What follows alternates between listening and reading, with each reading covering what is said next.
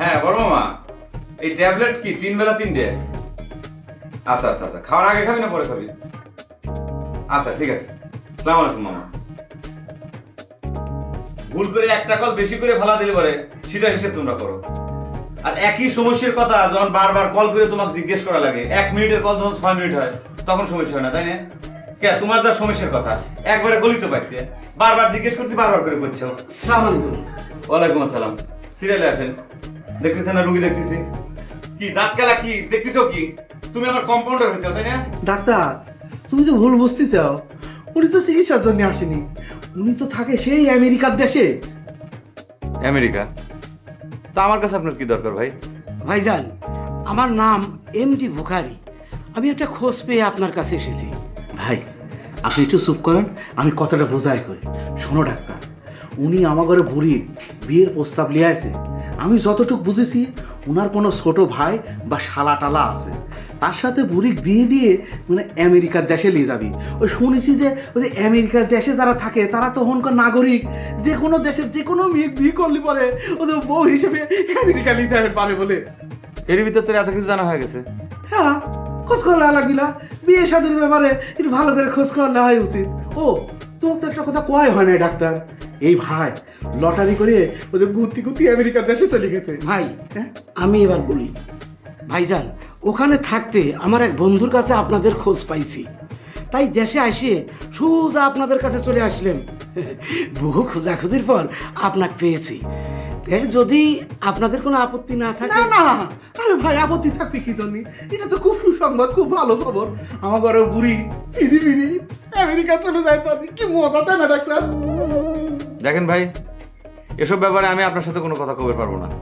আমার বড় ভাই আছে, আপনি তার সাথে দেখা করেন, তার সাথে কথা করেন। বড় ভাইয়ের দোকানটা দেখা দেয়। আর এখন যান, আমি রুগী দেখতেছি, ডিস্টার্ব করবেন না। কোনো সমস্যা নেই, আপনি আমার সাথে আসেন, তার ভাই দোকানে নিয়ে যাচ্ছে। আসেন। আসসালামু আলাইকুম। ওয়ালাইকুম আসসালাম। শোনেন, এই জায়গায় ওষুধ লেখা আছে, 3 বেলা খাবেন। খাওয়ার পর আগে খাওয়ালে কিন্তু বাচ্চা মানুষ সমস্যা হতে পারে, ঠিক আছে? ওষুধগুলো আমার দোকানে নাই, বাইরে থেকে কিনে নিন।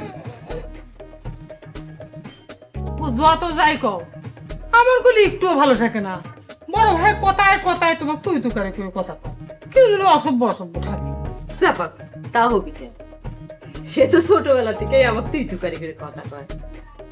ছোটবেলায় গলি দেয় এখনো কল লাগবি? এখন বিয়ে হয়েছে না, ঘরের বই কেউ তুই তুই করে কথা বলে আমার ভালো থাকে না। মনে হয় কি তোমাকে অসম্মান করতেছে। আমার কলম ভালোই লাগে। ধরবার গেলে আমি বিয়ের পর তোর ভাসুরে অসম্মানে নামাই দিছি। কিরম করে এসব তুমি কি কথা করছো? বুঝলাম না তো। বড় ভাই তো সারাক্ষণ তোমার সাথে চেতে চেতে কথা কয়। ওটা তোর অভ্যেস। আমি তো বুঝি সে মনের থেকে আমার সাথে চাইতে কথা কয় না। ওরে বাপ রে। আচ্ছা সেটা না হয় মানলাম, কিন্তু তুমি যে তাকে বিয়ের পর অসম্মান করো সেটা কি তা তো বুঝলাম না। ধর বিয়ের আগে আমি তোর ভাসুরে কাতনি করে কথা কথা, আর বিয়ের পর তুমি করে কই, তাহলে কি হইল ক? ওরে খুদা, স্বামী তুমি করে কথা কলি অসম্মান হয় না। ভালোবাসার মানসিক মানুষ তুমি করে কথা কয়। ভালোবাসার মানুষে তুই করে কলি অসম্মান হয় না, বুঝছিস? পাবনা কবে যাচ্ছি রে ফুলমতি? জানি না, সেটা নিয়ে তো তোমার দেওয়ারের সাথে আমার কথা বন্ধ হয়ে গেছে। সে কি আমাকে চিকিৎসা করাবি মনে করেছে? তার ধান্দা বোঝো না।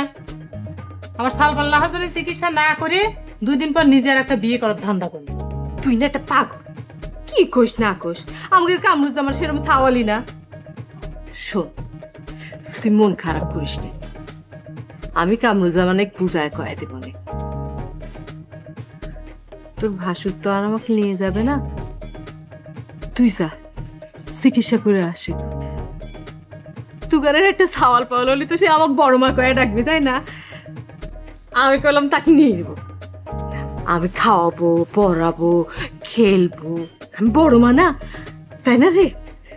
সোনার টুকরা সাওয়াল হবে আমাদের বাড়িতে একটা। কি খুশি আর কি খুশি।